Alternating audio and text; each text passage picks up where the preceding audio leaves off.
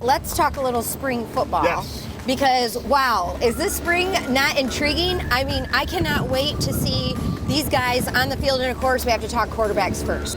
So I know it's going to be a competition between Buckner and Sam Hartman, but I think most are expecting Sam Hartman to be the quarterback. 110 touchdowns or whatever in his career at Wake Forest. So a passing quarterback. So I would expect that to happen. So I'm going to go on that he's probably going to be the starting quarterback. You're filling in some O-line positions, certainly the tight end position. You got wide receivers. I'm really looking forward. Last year, remember, we went into the season and we were kind of about the wide receiver position.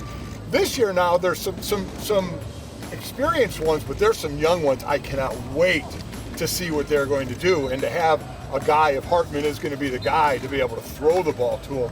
I'm really looking forward to that. But this spring, I'm going to tell you really what it's going to be about, Allison. It's going to be about getting used to the coaches. So we have arrived here at South Quad. Yes. Does this look a lot different now? Actually, no, not really.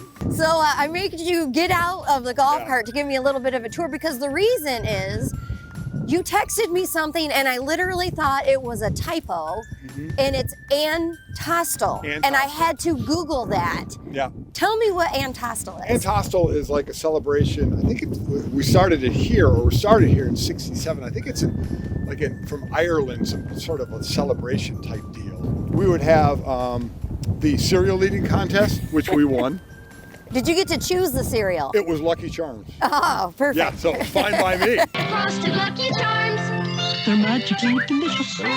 Now, you never disappoint me with these stories. And you told me, though, that you did have a secret weapon when it came to the cereal eating contest. Yeah. So we ran back into our dorm into Dillon, went in the bathroom, and threw it all up. We had to give ourselves some room in our stomach for the finals. We wanted to win. You had to make some room. We did. We made some room and we won. I think we won pretty easily. And listen, at the end of the day, that's all that matters. Right, you got that W. That's exactly right. But also over here, and this was the big event every year, it was the keg toss. Empty keg, and you just basically, any way you could, you just threw it. You know, it started on the sidewalk and you threw it onto the grass. And there would be hundreds of people watching it.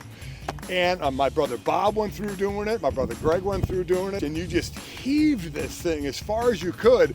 And I think it ended when, now my brother Bob, he would come back and be like a celebrity keg tosser when me and my brother Greg were here. He was playing in the NFL, popular dude. And the one time he hoisted it and hung onto it too long, and it went into the crowd. Oh, no. And it hit somebody in the leg and broke their ankle. Oh my God. That was the end of the keg toss. He ruined the keg toss for everybody else. For everybody else. So I need some pointers on keg throwing. If I'm going to be throwing a keg, I'm throwing a keg, what do I do? How do I win this? So, I mean, there are some that, now the thing that helped a little bit is I threw discus in high school. Oh. You know, in track. So some people would just do the 1, 2, 3 and heave. But if you really wanted to go for the distance, you had to do, you do the spoon. And that's what, if you were off in the timing, and that's where Bob was, he hung on to it too long and went boom, right into the crowd over there. So you had to time it out pretty well. All right, well, let's head back in to this cart and get me home. I'm freezing. All springtime in South Bend. Yes. Okay, so back to football again. What is it about this spring that maybe you're sort of looking forward to seeing start to take shape?